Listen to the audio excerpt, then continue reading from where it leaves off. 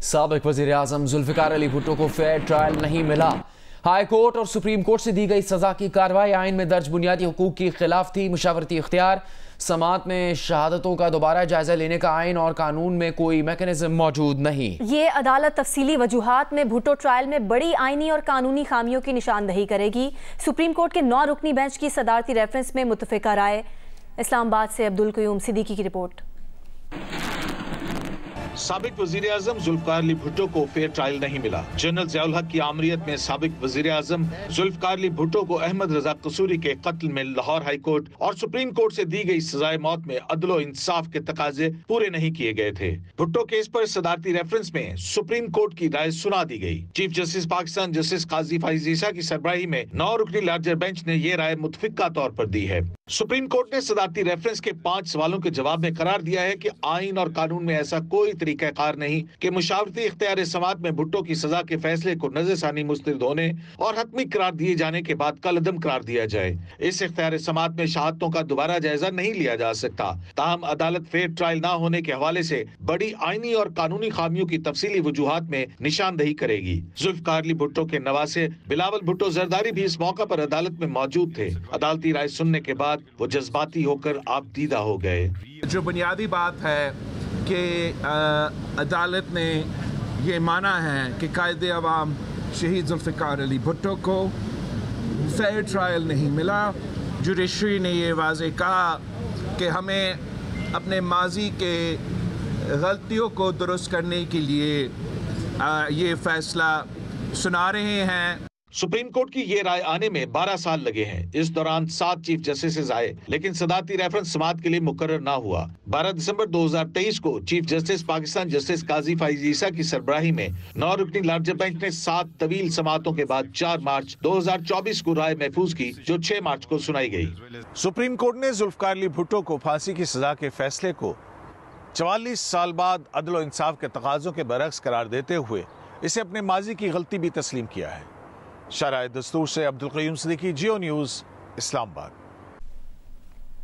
वज़ीर आज़म शहबाज शरीफ बारिश और बर्फबारी से नुकसानात का जायजा लेने पेशावर पहुंच गए। गवर्नर हाउस में मुतासरीन से मुलाकात की और इमदादी चेक्स तकसीम किए। इस मौके पर वज़ीर आज़म का कहना था कि पाकिस्तान मौसमियाती तब्दीली से मुतासरा 7 ममालिक में शामिल है। NDMA और PDMA ने मिलकर तैयारी ना की तो आइंदा आने वाली नस्लें माफ़ नहीं करेंगी। वज़ीर आज़म ने हादसात में जान बहक अफराद के वरसा के लिए फ़ीकस 20 लाख और ज़ख्मियों के लिए फ़ीकस 5 लाख रुपए का ऐलान भी किया। हमें अब इस बात की तैयारी करनी चाहिए कि चूँकि पाकिस्तान ये मौसमी जो तब्दीली के उसके नरगे में आ चुका है, तो उसके लिए अब हमें तैयारी करनी है। उसमें सूबों की जो PDMA है और वफाक की जो NDMA है, मिलकर बड़े करीब से हमें इसका तैयारी करनी होगी, क्योंकि अगले सालों में खुदा जाने ये किस तरह के हालात होंगे।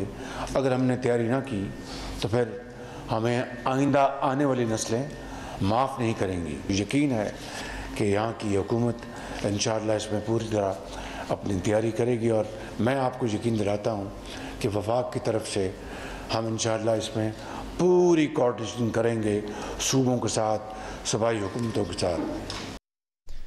साबिक वज़ीर आज़म इमरान खान ने कहा है कि वो कोर कमांडर्स कॉन्फ्रेंस के गुज़श्ता रोज़ के एलामिये की तायीद करते हैं। 9 मई के वाक़यात में मुलविस मुल्ज़िमान को कड़ी से कड़ी सज़ा मिलनी चाहिए। 9 मई के वाक़यात पर कमीशन बनना चाहिए। CCTV वीडियोज़ निकाली जाएँ। अडियाला जेल में सहाफ़ियों से गुफ्तगू करते हुए इमरान खान का कहना था कि इलेक्शन कमीशन ने PTI की मखसूस नशस्तें छीन कर जमहूरियत की धज्जियाँ उड़ाई हैं।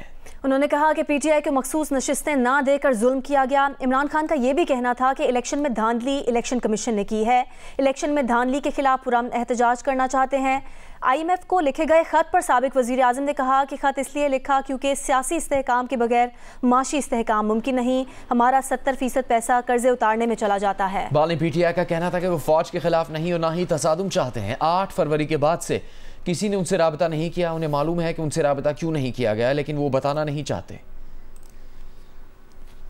शरीफ ने FBR के ऑटोमेशन के निज़ाम के मुजवज़ा रोड मैप की असूली मंजूरी दे दी है। PIA की निजकारी और FBR की रिस्ट्रक्चरिंग से मुतालिक अमूर के इजलास से खिताब में वज़ीर आज़म ने कहा कि FBR के ऑटोमेशन निज़ाम के रोड मैप पर वक्त के वाज़े तयन के साथ अमल दरामद किया जाए। اہداف کے تعین حقیقت پسندانہ اور عمل درآمد کی رفتار کے لحاظ سے خطے میں تیز ترین ہو.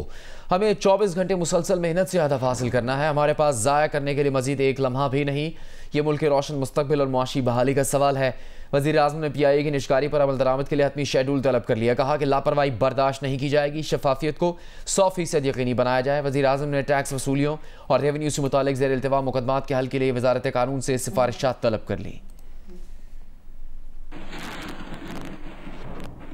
پنجاب کی 18 رکنی نئی کابینہ نے حلف اٹھا لیا. مریم اورنگزیب سینئر صوبائی وزیر ہوں گی. ان کے پاس منصوبہ اور ترقی کا قلمدان ہوگا. مشتبہ شجاع الرحمان کو خزانہ، عظمیٰ بخاری کو اطلاعات اور خواجہ سلمان رفیع کو اسپیشلائزڈ ہیلتھ کا محکمہ سونپا گیا ہے. خواجہ عمران نذیر کو پرائمری ہیلتھ کا محکمہ دیا گیا ہے. بلال یاسین کو محکمہ خوراک، رمیش سنگھ کو اقلیتی امور، خلیل طاہر کو انسانی حقوق اور فیصل ایوب کو سپورٹس کا قلمدان دیا گیا ہے.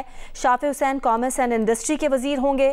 وزیر اعلیٰ مریم نواز کا کہنا ہے کہ نئی کابینہ عوام کی توقعات پر پورا اترے گی. وہ اور ان کی ٹیم عوام کی خدمت کا عہد کرتے ہیں. کتنی پوری امید ہے آپ؟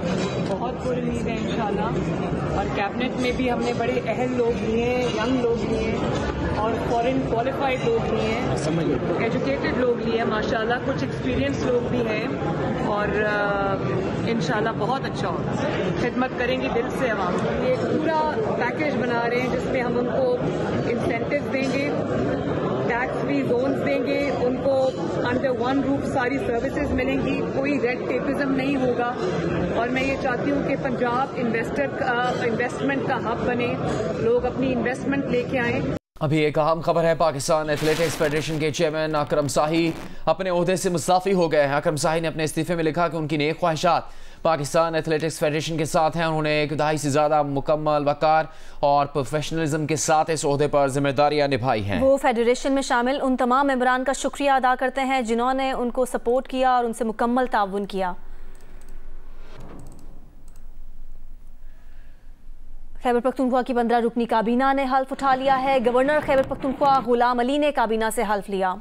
حلف اٹھانے والوں میں ارشد ایوب، شکیل احمد، فضل حکیم خان، محمد عدنان، عاقب اللہ، محمد سجاد، مینا خان، فضل شکور، نذیر احمد عباسی، آفتاب عالم، خلیق الرحمان، سعید قاسم علی شاہ، فیصل خان ترکی اور محمد ظاہر شاہ تور شامل ہیں.